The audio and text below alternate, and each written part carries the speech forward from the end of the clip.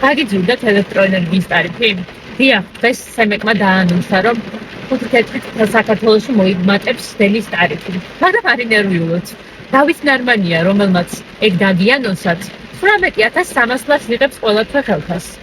კი, ეს ის ნარმანია არის, რომელიც 2012 წელს ბიზნესთან და მაშინ ხოცებთან ერთად 14 თეთრი რომ ღირდა ელექტროენერგიის ტარიფი, იმ ტარიფის განახევრებას კმირდებოდათ. გავიდა იმის შემდეგ 14 წელი 3-ჯერ 4-ჯერ მოიმარტა ელექტროენერგიის ფასმა და დღეს ამ ნარმანიამ კიდევ 5 თეთრით მოიმატებს და დაგიანონსა და ეს ნარმანია სხვა ბევრი ქოცისგან განსხვავებით თანამოზიარე იყო ბიზნესთან ერთად ამ დაპირებების.